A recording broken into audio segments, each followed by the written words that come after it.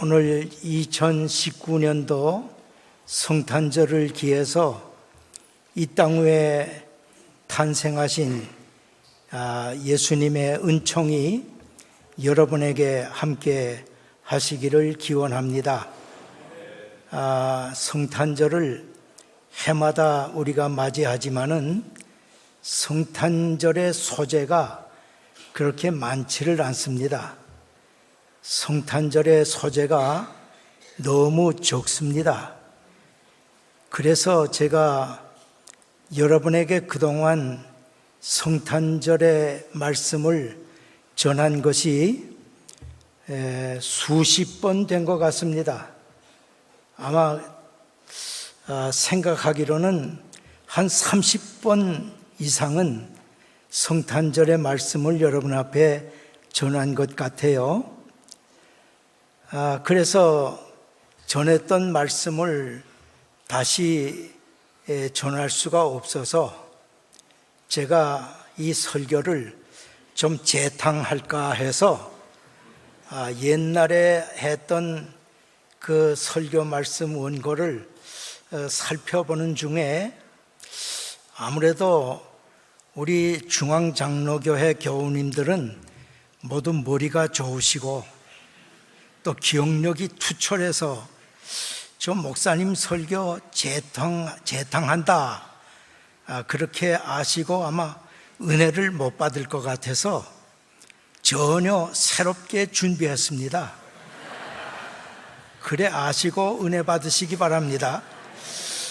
하지만 목사님들의 설교를 그냥 지식적으로만 받아들이지 마시고 영감으로 은혜를 받으셔야 합니다. 성탄절을 영어로는 크리스마스라고 하는데요. 이 크리스마스라고 하는 말은 그리스도와 그리고 메스라는 단어, 영어의 두 단어가 합쳐진 합성어입니다. 그리스도에 대해서는 여러분 다 아시는 사실이고, 메스라고 하는 말은 그 뜻이 만남이라는 그런 원래의 뜻을 가지고 있습니다. 그리스도와 만난다는 만남의 이것이 바로 메스라는 말인데, 로마 천주교에서 미사라는 말을 많이 쓰죠. 미사를 드립니다. 그 미사가 바로 메스라고 하는 말입니다. 그래서 하나님의 아들이 이 땅에 오셔서 우리와 만나게 되었다라고 하는 것이 바로 크리스마스입니다. 크리스마스의 원뜻이 바로 그렇게 되었습니다. 어느 신학자는 하나님께서 인간을 만나기 위해서 오셨는데 하늘에 하나님은 계시고 또 영원하신 분이고 사람은 이 땅 위에 살고 또 유한의 세계에 살고 있기 때문에 도무지 만날 수가 없어서, 그래서 우리와 함께 교제하고 만나기 위해서 인간의 옷을 입고 이 땅에 오신 것, 이것이 바로 성탄절이라 그렇게 설명을 했습니다. 천주교에서는 미사를 드리지만은 우리는 지금 예배를 드리고 있습니다. 여러분, 예배의 의미가 무엇입니까? 예배라고 하는 말은 히브리어의 샤카라고 하는 단어인데요. 이 샤카라고 하는 단어는 키스한다, 입을 맞춘다 하는 뜻을 가지고 있습니다. 하나님의 자녀들이 하나님 아버지 앞에 나와서 아버지의 볼에 입을 맞추면서 사랑을 표현하는 그것이 바로 예배라는 것입니다. 그래서 예배 시간에 여러분 너무 심각한 표정으로 그렇게 막 저를 뚫어보지 마시고 좀 부드러운 그런 음성으로 이 얼굴로 좀 대하시기를 바랍니다. 예배가 얼마나 좋습니까? 하나님 아버지 앞에 나와서 아버지의 뻘에 입을 맞추면서 예배를 드린다는 거, 이 홀리 키스, 이 영적 교제가 바로 예배라는 것입니다. 그래서 우리가 하나님 앞에 예배 드릴 때마다 기쁨과 감사가 넘쳐서 찬양하고 하나님이 말씀 앞에, 하나님이 하시는 말씀 앞에서 아멘 하고 화답하는 것입니다. 이것이 바로 크리스마스의 의미가 되는 겁니다. 그런데 지금 이 성탄절은 점점 형식화되어 가고 있고, 여러분이 아시는 대로 성탄절은 하나의 놀이 중심으로 바뀌어 가고 있습니다.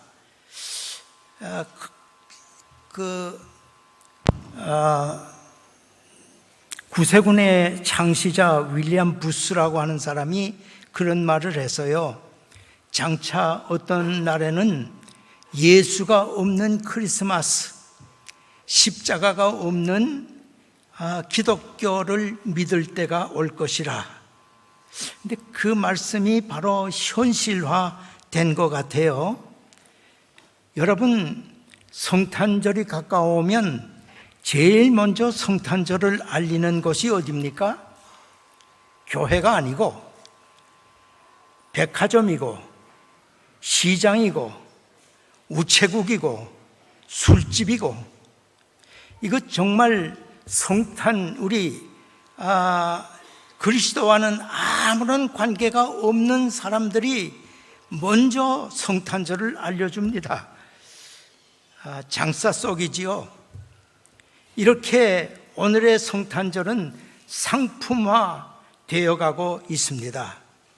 윌리엄 뷰스의 말이 현실화된 것 같습니다. 예수 없는 성탄절이 지금 판을 치고 있습니다.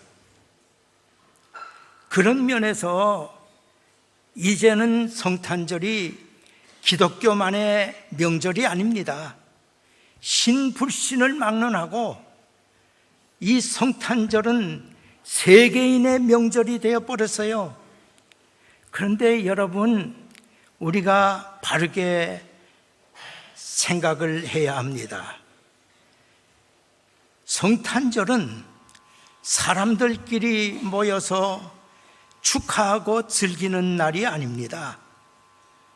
성탄절은 하나님께서 오랜 전에 하나님이 계획하시고 구약 성경에 수천 년 동안 많은 예언자들을 고용하셔서 예고해 주신 것입니다. 이사야 선지자는 특별히 보라, behold,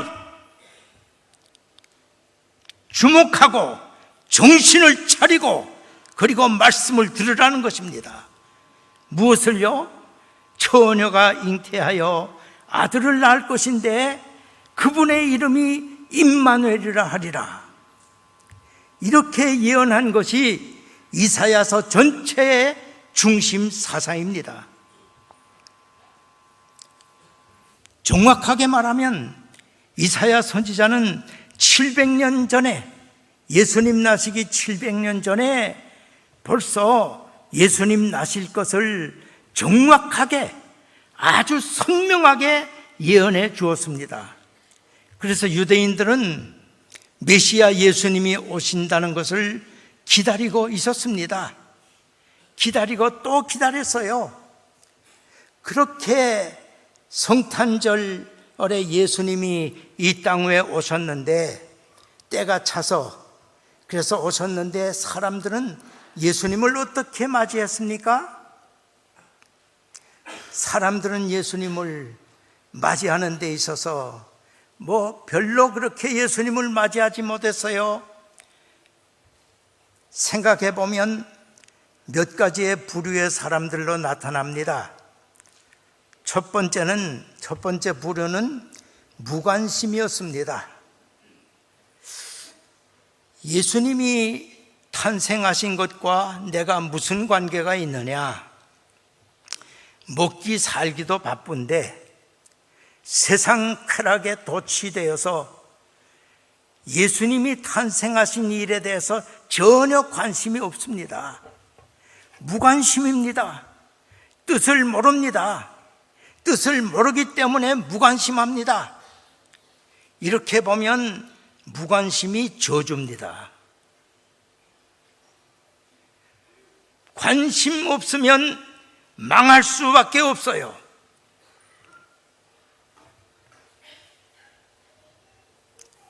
예수님이 이 땅 위에 오신 데 대해서 전혀 무관심 속에 맞이했습니다. 이것이 바로 예루살렘 시민들의 모습입니다. 두 번째 부류의 사람들은요, 예수님 탄생을 지식적으로만 받아들였습니다. 이를테면 제사장 서기관들입니다. 이 사람들은 평생을 예언서를 탐독했고 또 연구했고 예언서를 아주 달달 외웠습니다. 그렇게 지식적으로는 예수님이 탄생하신다는 것을 알고 지식적으로 알고 있었어요. 그런데 진작 하나님의 아들 예수님이 오실 때에는 그들이 맞이하지 못했습니다. 그들은 정확하게 예수님이 탄생하실 것을 예언서를 읽고 연구하고 탐독하고 그래서 꿰뚫어 보고 그래서 예수님이 오신다는 것 분명히 알고 있으면서도 예수님을 맞이하지 못했어요. 왜요? 그들에게는 영감으로 받아들이질 않았습니다. 그들은 영감으로 받지 않고 계시를 받지 못했습니다. 그러므로 여러분, 신앙생활은요, 지식이 다가 아닙니다. 아무리 성경 공부를 열심히 해서 성경을 통달한다고 해도 이게 영감으로 받지 않으면 그 지식이 소용없습니다. 지식적으로 머리가 커지면요, 목이 뻣뻣해지고 그리고 목이 뻣뻣해진 사람들이 교회 안에 많아지면 교회가 시끄러워져요. 예. 정말 예수님의 오심을 미가서 5장 2절에 그들은 이렇게 분명하게 예수님이 베들레헴에 올 것이라고 헤롯 왕에게 말씀할 정도로 정확하게 꿰뚫어 보았지만 영감으로 받지 못하고 결국 예수님을 맞이하지 못했습니다. 지식적으로. 그래서 여러분, 성경 공부 중요합니다.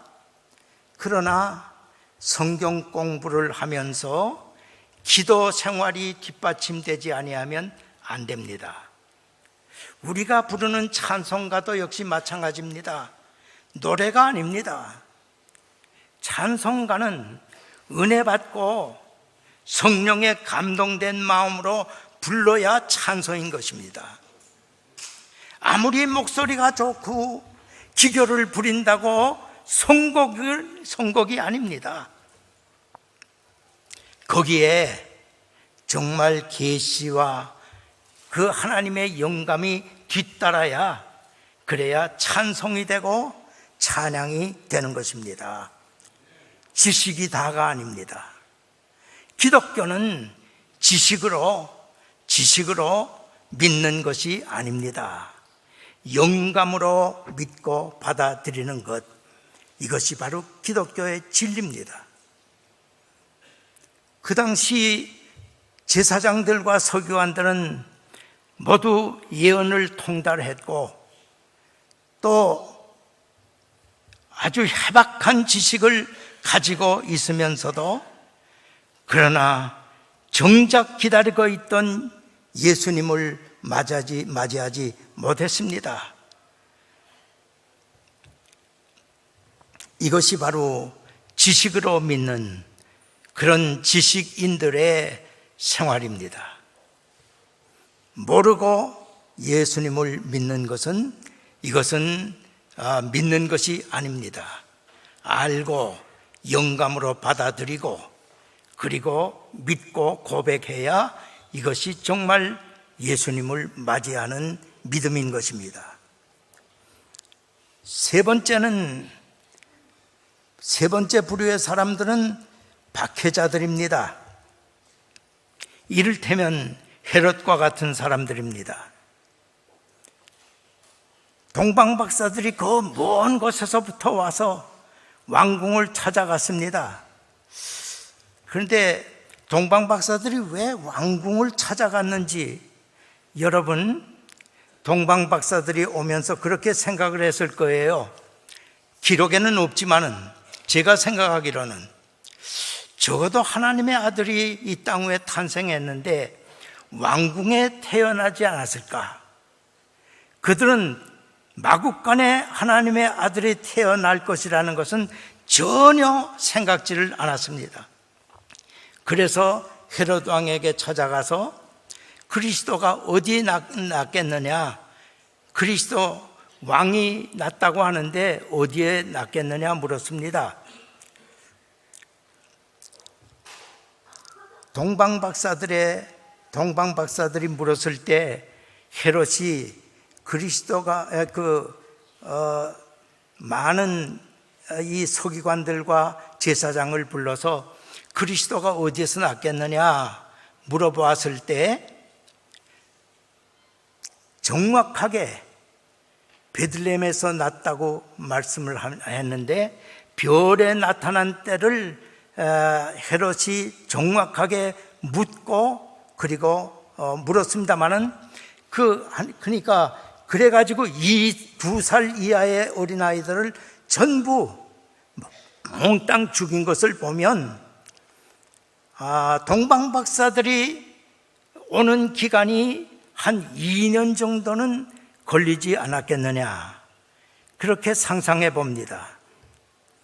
2년 동안 동방박사들은 별을 보고 별의 인도를 따라서 정말 모래산을 넘고 물을 건너고 온갖 고생을 겪으면서 예루살렘까지 온 것입니다.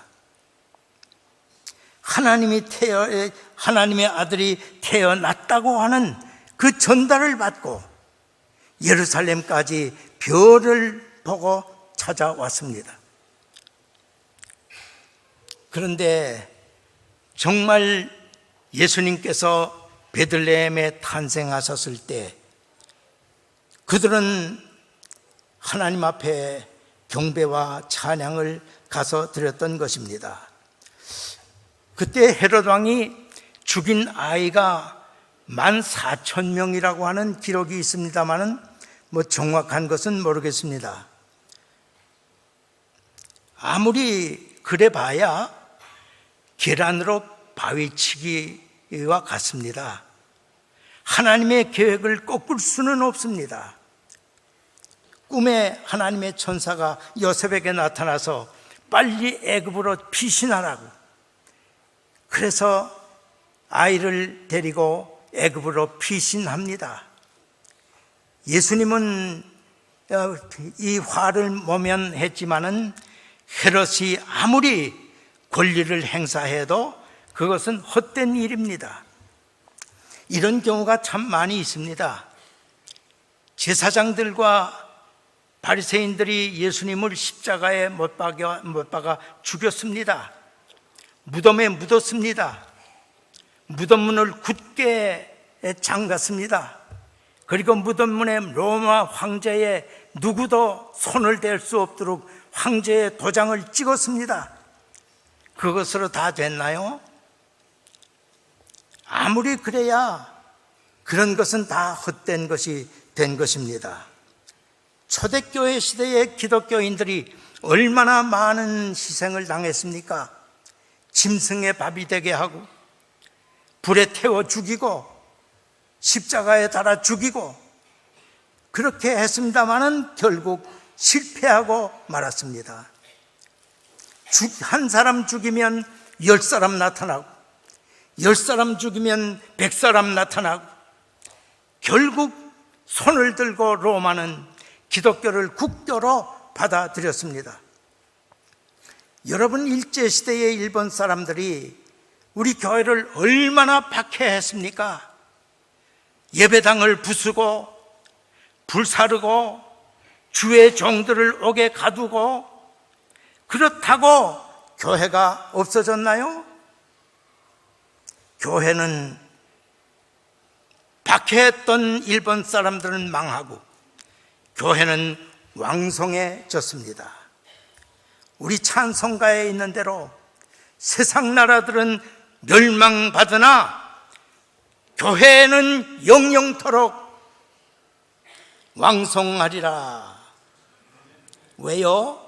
주께서 교회를 붙들고 계시기 때문입니다. 할렐루야. 우리 박수 한번 합시다.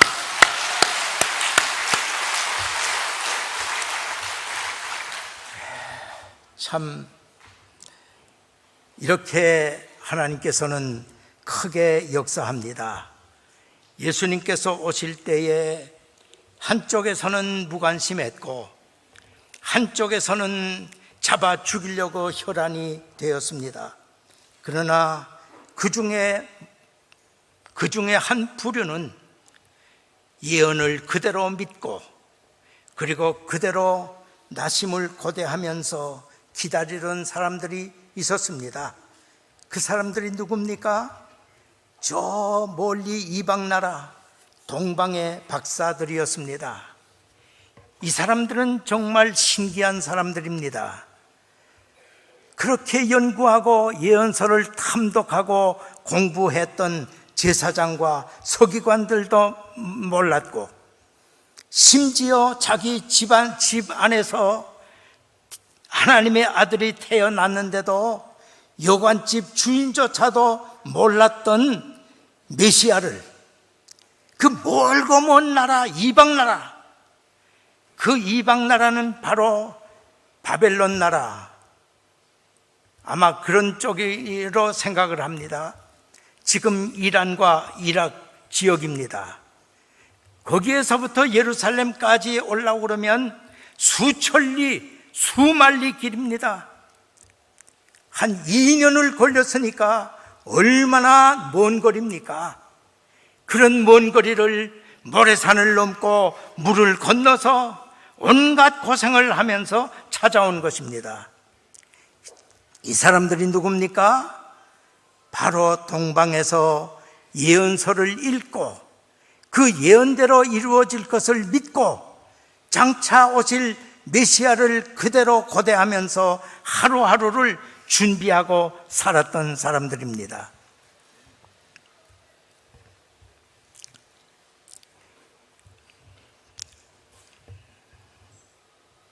신앙의 사람들, 하나님의 보내신 메시아를 기다리다가 이스라엘 왕으로 나섰다고 하는 그런 계시를 받고 예루살렘까지 온 것입니다. 저는 그런 생각을 해봅니다. 예수님이 말씀대로 이 땅에 다시 오실 때에도 이 세상에 그러한 현상이 나타나지 않을까, 그런 생각을 해봅니다. 그렇지만 모두가 다 주님을 영접하지 못한 것처럼 오늘 많은 사람들이 무관심 속에 지나다가 예수님의 재림을 맞이하지 못하는 사람들이 많다고 하는 것을 생각하게 됩니다. 지식으로만 알고 믿었던 사람들, 주님이 다시 오시기로 약속했는데도 무관심했던 사람들, 기독교를 박해하며 기독교를 몰살하려고 했던 사람들이 있을 것입니다. 그러나 하나님께로부터 은총을 입고 주님이 오시는 것을 기다리며 경건하게 살았던 동방 박사들 같은 그런 사람들도 있을 것인데, 나는 과연 어떤 부류에 살고 있는가 생각해 봅니다. 우리 모두 동방의 박사들이 받았던 은총을 입기를 바랍니다. 예수님께서 재림의 교훈을 주시는 가운데 10처녀의 비유를 말씀하시고 나서 어떻게 말씀하셨습니까? 깨어 있으라, 깨어 있으라. 그날과 그 시를 알지 못하느니라 당부하셨습니다. 사도 바울도 주님의 재림을 말하면서 그날이 밤에 도적같이 임하리니 아기 벤 여자가 해산의 고통을 느끼는 것처럼 그렇게 갑자기 그리스도께서 재림하실 터인데 깨어 있으라. 사도 바울도 말씀했습니다. 정말 우리가 이 경고, 이 말씀을 받아서 이제는 주님의 재림이 가까운 이때 정말 우리가 정신을 차리고 그리고 준비해야 되지 않겠습니까? 이제 저는 마지막으로 로마서 13장 11절 12절을 함께 여러분과 함께 말씀을 읽고 말씀을 마치려고 합니다. 로마서 12장 11절 12절입니다. 로마서 13장 11절 12절을 큰 소리로 함께 합독하십시다. 또한 너희가 이 시기를 알거니와 자다가 깰 때가 벌써 되었으니 이는 이제 우리의 구원이 처음 믿을 때보다 가까웠음이라. 밤이 깊고 낮이 가까웠으니 그러므로 우리가 어두움의 일을 벗고 빛의 갑옷을 입자. 금년 2019년도 크리스마스 날 정말 지금 밤이 깊고 낮이 가까워진 이때에 여러분의 신앙 상태를 진지하게 점검해 보시고 빛의 갑옷으로 단장하시기를 바랍니다. 기도합니다. 하나님 감사합니다.